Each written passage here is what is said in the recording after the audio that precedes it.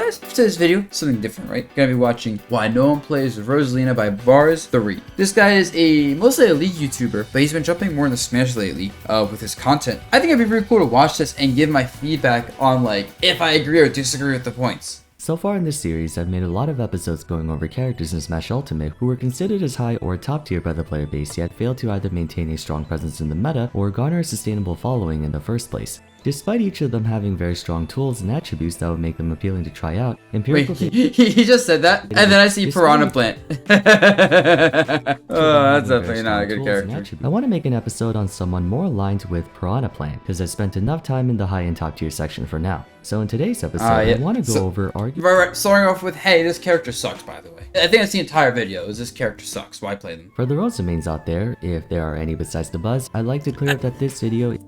That's me! That's my name, he said. I'm Dabuz. Yeah, I'm only a Rosalina player, actually. There's no other Rosalina players, he knows. Is not meant to be a personal attack against you or your main. The goal of Why No One Plays is to have... Oh, okay, good. I was just afraid he was gonna be using this to shit talk me, you know? While there was no primary source material to reference from, that also meant there was nothing constraining the development team, which presented an opportunity for them to be as ambitious as they wanted to be in conceptualizing their moveset. However, with unlimited freedom comes the risk of overextending, and that's sort of what happened to them in Smash 4. Yeah, the character was broken as hell in Smash 4. You know, weirdly enough, only broken because of very polarizing attributes. You know, jab is absurd, up air is good, but like half their moves straight up didn't function, and I think that was more so the result of being such an ambitious character, which I agree with. It's like hard to like design them well. But yeah, that was one of the cool things about playing Rosa, is that like they kind of just like did whatever the hell they thought sounded cool. Many iterations of the franchise's previous iteration can remember the sheer zoning pressure Rosa could exert on her opponents with the help of her trusty Lumas.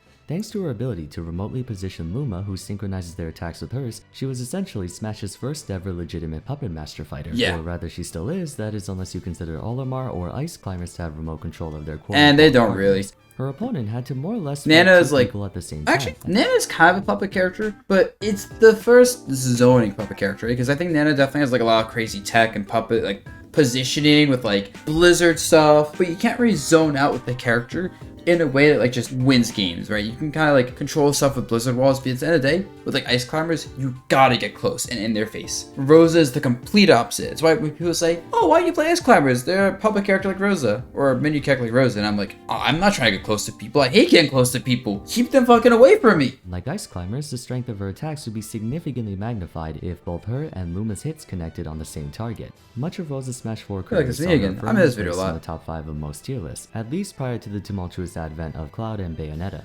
However, similarly to those two, as well as most of the top tiers in 4, Rosa was heavily nerfed during her transition to Ultimate. Luma's deceptively high durability has been lessened to a point where they're much easier to get rid of compared to before, and their offensive pressure has been reduced to be less oppressive to deal with as a whole. I actually disagree on the offensive pressure part. I think she has a lot more of that. I feel like in Smash 4, she actually couldn't apply much pressure to like get openings. She more so slowly poked people and let them make mistakes. But like in Ultimate, she has a lot more things like good plus on block Luma setups. Luma shot really leads to a lot of crazy pressure. Even her Nair in this game is so safe on block, it lets her kind of use that and press more buttons, and she's able to actually put on the offense a lot more. Luma's definitely bullshit for though. There's a decreased zone control not only due to the game's overall increased tempo, but the weaker spacing potential of her and Luma's moves, either through laggier frame data or shorter range. I think the pace of the game is the main point. I agree with that. Because weirdly enough, almost every one of her moves was actually buffed between games. Only moves that were straight nerfed were Jet, which is still a great move, Up Air, which is still a phenomenal move, and I think that's really it.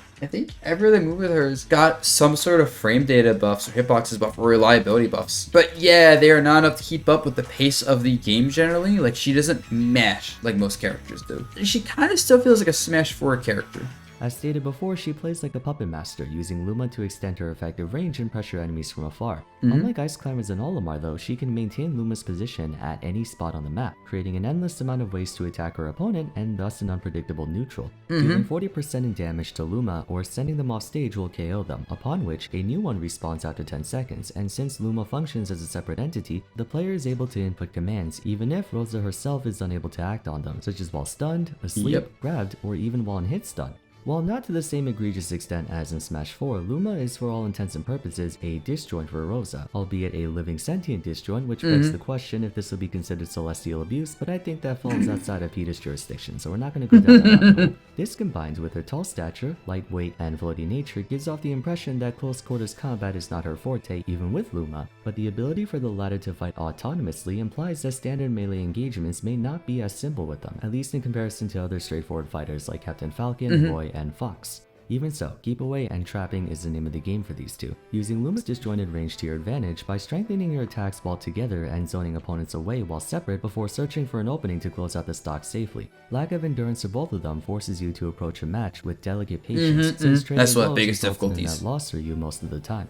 Fortunately, Like, Rosa's various traits grant her. I always describe her as she's gonna win neutral almost every time. And she's actually very versatile. She can play the defensive beat, she can play offensive, she can play trap base, she can play whip punish base. The only thing is she has to focus a bit more on the defensive play until you get an opening. But like when she gets open, she goes crazy. Legit, if you win neutral 7 out of 10 times in a match, you're probably losing that match. You need to win neutral like 8 or 9 out of 10 times consistently, which she's good at doing, but you need to constantly do that to really win your matches. High skill ceiling character for sure, but also very low skill floor. Arguably some of the best defensive neutral in the entire game. I already went over how her attack range can span the entire stage on paper thanks to Luma, providing her with a lot of risk-free damage. Starbits cause Luma to launch a trio of starbits in a cone. While the attack itself does average damage and has no knockback, it's a penetrating projectile, which It's like negative on can't hit challenge in you with some an active sense. hitbox.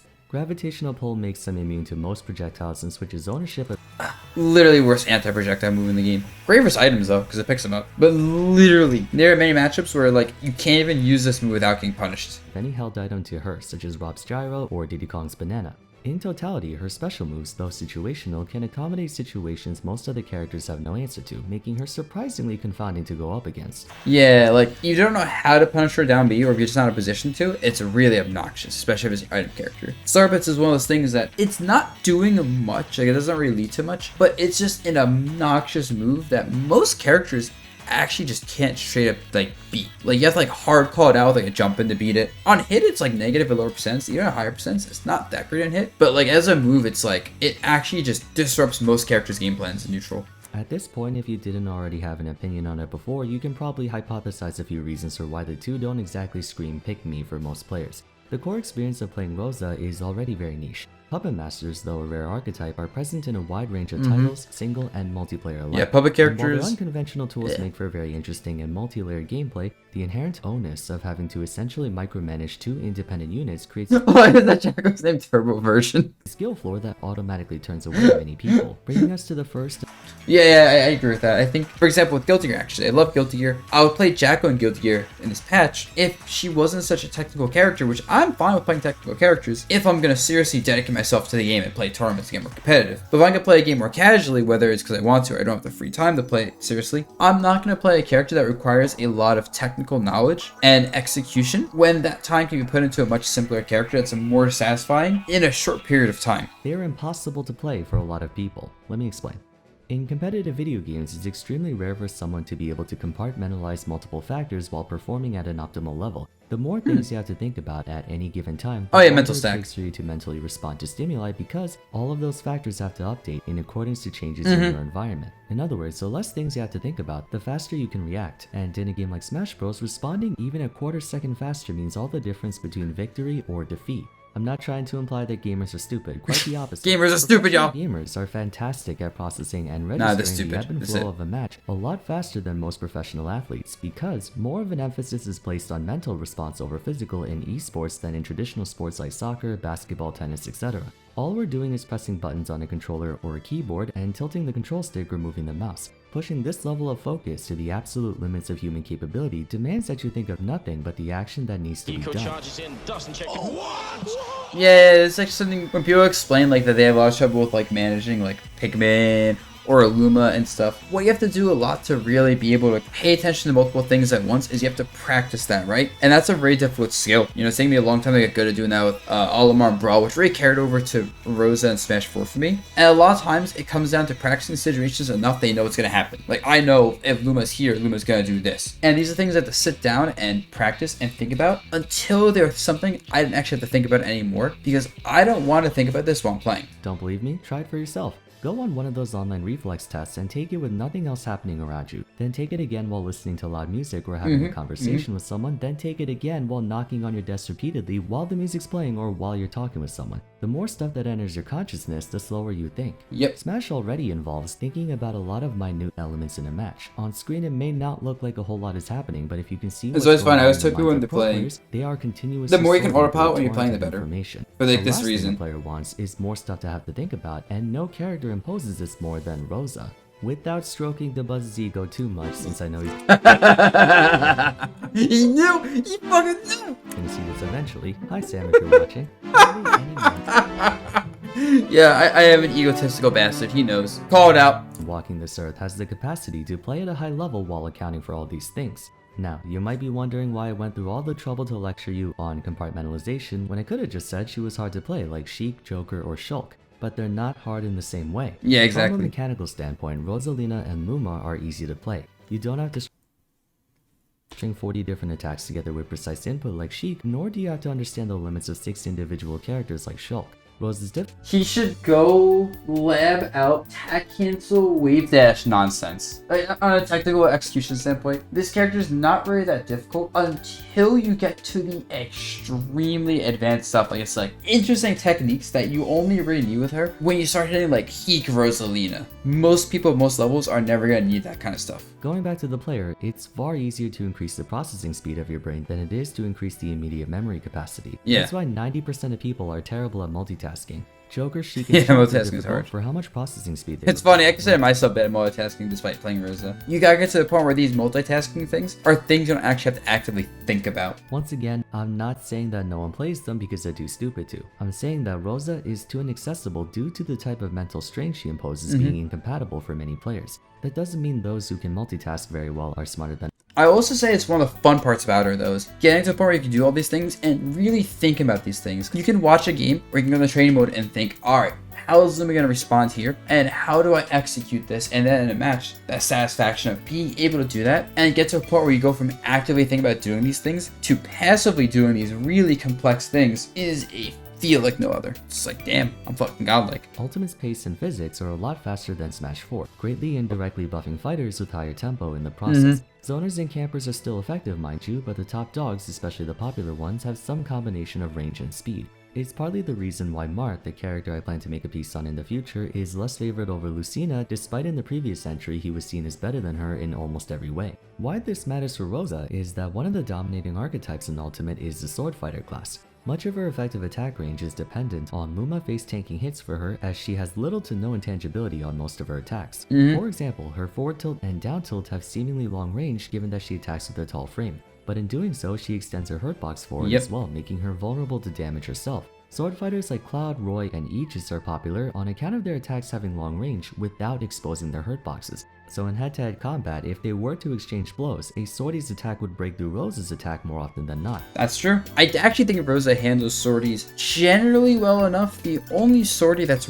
really hard for her is like Roy, and that's because her issue comes down to frame data a lot, where it's like she can't whiff attacks that much, and she's not really able to like outmash characters with good frame data. So, but yeah, sword characters are really obnoxious because you have to be constantly playing with the knowledge that they're gonna outrange you, and that you're the one finding these punishes. Even with their extended range, Luma also lacks disjoints, so over the course of That a is fight, true, both though. of them will lose out on It's like Luma lacks disjoints, it's just that the straight up attack range. But it's kind of like a DK, where DK doesn't have disjoints, but his straight up attack range and speed is enough to actually do really well versus a lot of Swordies. And it sometimes feels like you're fighting a weird Swordie because like his forward tilt goes from like being next to just super far. further exacerbated by their poor survivability, both of them. I tend to imagine Luma as our Sen who dies a lot faster in exchange for respawning a lot more frequently.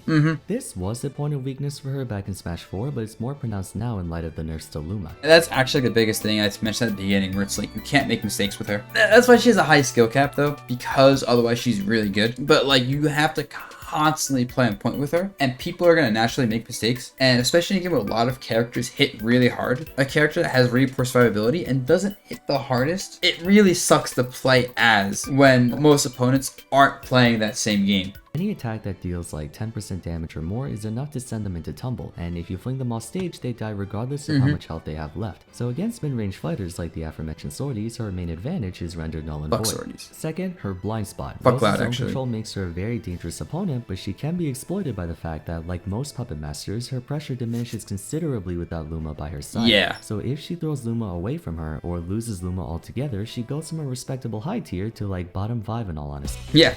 Even if you like have Luma, but like this situation happens where you shoot Luma, your opponent gets past your wall, and they start pressuring you. If you can't get Luma back to you, oh god, it's just, you don't have any answers for pressure, your trades are really poor, your damage output and your combos just don't exist, killing is extremely hard, you can't space, like you can't really do much. Make any mistake that happens, even literally just shooting Luma out, and your opponent jumps past Luma and gets in your face, that happens. Sometimes you have to actually, with Rosa, kind of use your face to take a hit to save Luma. If Samus fired a full power charge shot from the ground, it basically covers the entire span of Final Destination. On the other hand, Luma can only occupy a small section of the map. Sure, Rosa can recall them, but you get what I mean. Their threat bubble doesn't span as far as a typical projectile. This character has big hitboxes everywhere. Starbits, just generally Rosa's attacks, even by herself, are pretty big, and Luma makes it massive. And this character actually controls the mid-range. This is why I think the character is like good for swordies, because she kind of has that swordy range, but with a lot more versatility, because you can control Luma and do like crazy tech with Luma's positioning. I never think of her as like a zoner. I would never compare her to like a Samus. I would always compare her more to like a Sephiroth, Cloud, Lucina, that kind of character more so with how she plays.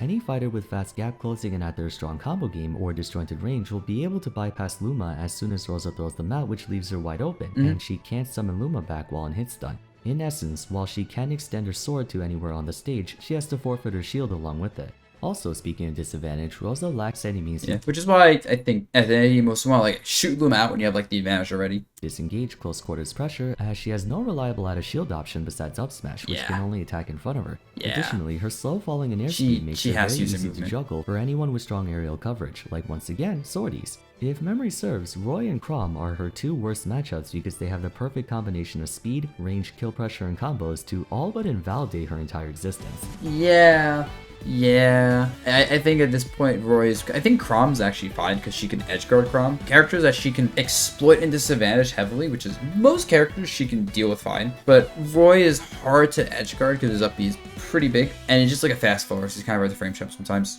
A considerable amount of Rose's nerfs were more or less reverted through balance patches, but while they were substantial enough to alleviate much of her weak points with how bad of a first impression Ultimate's rendition had on the community, these buffs fell She was probably the worst character in the game on release. on deaf ears. Generally speaking, first impressions are lasting impressions. It's rare for a once unpopular fighter to magically become popular even if they received a mountain of buffs to improve their gameplay. I think also it's because all of her buffs weren't at once, they were over the course of years. She literally got buffs from the first patch of the game, like the last one.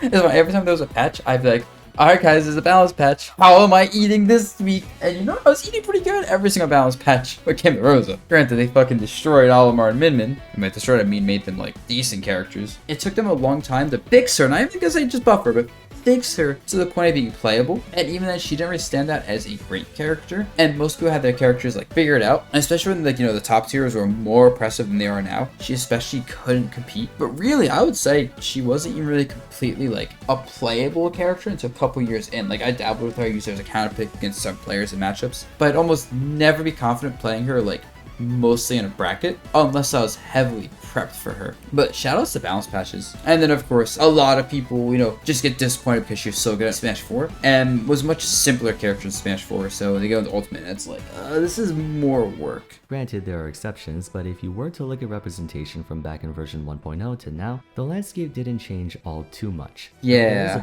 I play her a bit more, but I still, you know, duo/tri main. Lately, Dabuz has been showcasing that Rose's improved capabilities in recent tournaments might be enough to inspire people to try it out. And credit where credit is due, she's actually a fantastic answer for a lot of anti-meta characters, most notably Game & Watch and Sonic, who are difficult for a lot of players to handle. It's fun. She definitely beats Game Watch, but Sonic, she actually loses to. Just because Sonic's so freaking fast and she's really good versus characters that aren't great in the current meta, I think, but are really obnoxious. And like this, like when she wins a matchup, she is really good at like versus like character like DK, Game & Watch, Ness, another good example. It feels amplified when it's versus a character that doesn't have a consistent way to get in. Unfortunately, Steve isn't part of that list, but then again, I don't think anyone counters that guy.